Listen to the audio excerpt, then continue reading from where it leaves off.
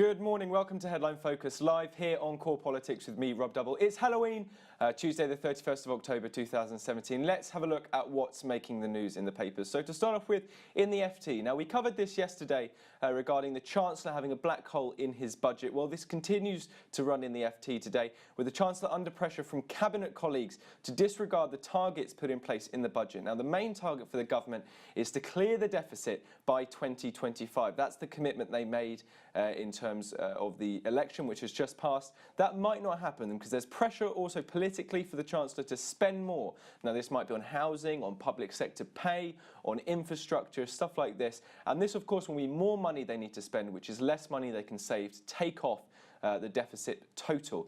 This comes after the Institute for Fiscal Studies, the IFS, yesterday published figures saying that due to productivity forecasts coming down, the deficit for the government could be £36 billion by 2021-22 without any further spending taking place. So the Chancellor really in a rock and a hard place at the moment. One more story then, here we go from Brexit. As always, we've got to have a Brexit story in here. This is from the BBC, though none of the papers are covering it at the moment, but it's just come through. But the Bank of England believes up to 75,000 jobs could be lost in financial services in a no-deal event in terms of the Brexit negotiations. The senior figures in the Bank of England regard this as a reasonable scenario, according to Kamal Ahmed, the BBC's economics correspondent.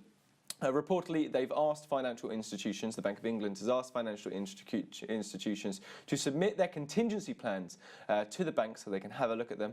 But a report by the Bank of England also has said that there could be opportunities for the UK after Brexit, particularly in the economies across the Middle East and in Asia, and also saying that London, despite the job losses, will still remain by far the largest financial institution in Europe. So not all doom and gloom in terms of Brexit. Let's have a look at the main story then, which comes through in the Daily Telegraph and The Sun. Let's start with the Telegraph. Sex scandal could be worse than expenses. Now this is following on a report that a document which has outlined the bad behaviour of Conservative MPs has now swelled to 45 Conservative MPs named as committing some kind of acts of sexual harassment or unwanted behaviour or sexual assault at its most serious.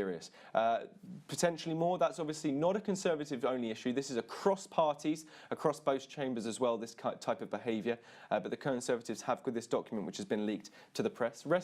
Then the government has notably reacted very swiftly. Westminster anti-sexual harassment rules will be introduced within days. The Leader of the House of Commons, Andrea Leadsom, has announced, saying very swift action will strengthen protection for victims, with sex pest ministers being fired if they're found to be guilty of any kind of indecent behaviour, particularly towards staff in their offices or offices of their colleagues.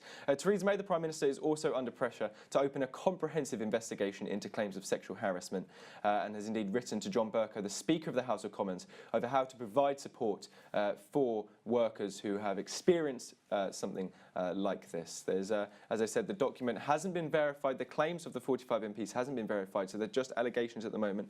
We don't know what is true and what is false currently on that paper. In The Sun, though, very interesting point. Fallon, I felt radio host's knee. Now, this is a report that Defence Secretary Sir Michael Fallon has admitted inappropriately touching the knee of journalist Julia Hartley-Brewer. This was at an event 15 years ago, and both considered the case and the matter to be closed. But interestingly, Julia Hartley-Brewer reportedly told to Michael Fallon, after he repeatedly touched her leg, that if he did it one more time, she would punch him in the face. And so she's also come out and said, well, yes, it did happen, but I do not consider that event to be sexual assault or harassment. I do not consider myself a victim in that sense. And this underlines the grey area of the context and all of the different elements which go into place when deeming something sexual harassment or unwanted sexual behaviour, and the implications it will have when putting together regulations for Westminster in the weeks ahead. One more story then comes more internationally focused. Donald Trump, or President Trump I should say, is under pressure from the investigation into Russian interference in the presidential election after a former policy advisor has pleaded guilty to lying to the FBI over timings of meetings with alleged go-betweens for Russia and indeed those who had links to the Kremlin.